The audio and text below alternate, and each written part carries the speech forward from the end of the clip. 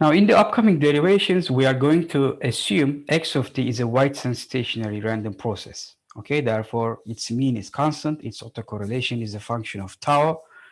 And let's see how we can derive the power spectral density essentially in terms of the autocorrelation. That's our aim. Okay, so start with the definition of the periodogram estimate. This is the expected value of this product, right? This and this is its conjugate, complex conjugate. This is the Fourier transform of x of f, and this is the complex conjugate part because here, as you see, it's plus j. Okay, that's what makes it conjugate. And again, I'm going to use here a different integration parameter because again, similar to what we have done earlier in the ergodic theorem, I'm going to combine these two integrals. Okay, I'm taking 1 over t out of expectation and I'm pushing the expectation inside the integration.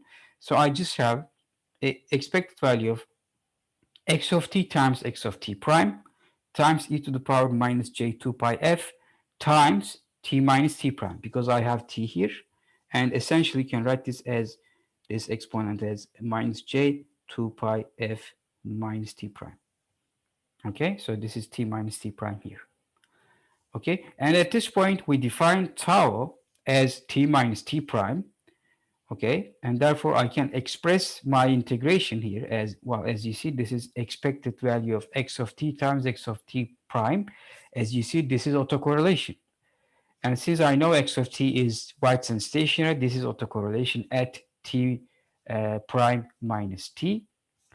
But essentially, since it's Whiteson stationary, autocorrelation of Whiteson stationary processes are even functions, I can write here autocorrelation at tau because it's essentially equal to Rx at minus tau. And this here becomes e to the power minus j 2 pi f tau.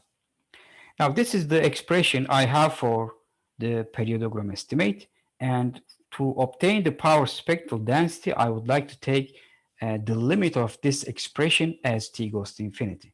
Now, first of all, before taking the limit, I'm going to again change this integration into a single integral. And to do that, again, I'm going to plot here the integration area. And again, dt prime is an infinitesimal square like this. This is dt, this side is dt prime.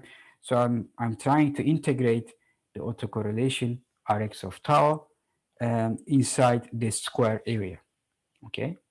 From t from 0 to t prime from 0 to t. Now, again, I'm going to change the way of integration here. Instead of this infinitesimal squares, I'm going to use infinitesimal strips again with widths of delta tau. And here the lengths are t minus absolute value of tau. Again, the same thing applies. Tau on this axis is minus t. On this axis, it's equal to plus t. And exactly this line, it's equal to 0. Okay, so it increases from minus t up to t.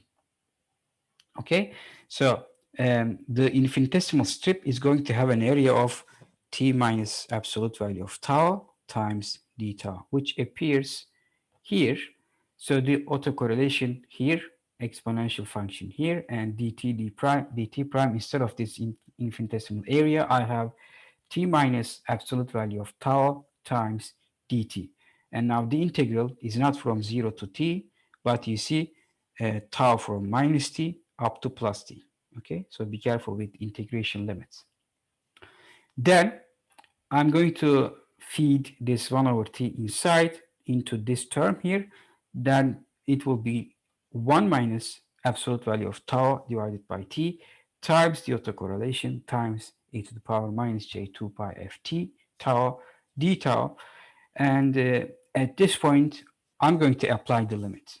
Okay, the power spectral density. Well, this at this point, this is the periodogram estimate. I'm going to take the limit of this as t goes to infinity, okay? And that will be the power spectral density. But as t goes to infinity, this term here will go to 0, right? because tau is inside the integration limit, and it's a real number. Any real number divided by infinity is going to go to zero at the limit. So this term will vanish at the limit. So I'm going to be left with this term, integral from, well, minus infinity to infinity at the limit, autocorrelation times e to the power minus j 2 pi f tau d tau. Well, this integral should be familiar to you because this is the Fourier integral. That means for a White-Sands stationary random process, the power spectral density is defined as the Fourier transform of the autocorrelation function. Okay, now I have done this derivation for a continuous valued random processes, but you can do the same thing for discrete time processes, and reference is given here if you are interested.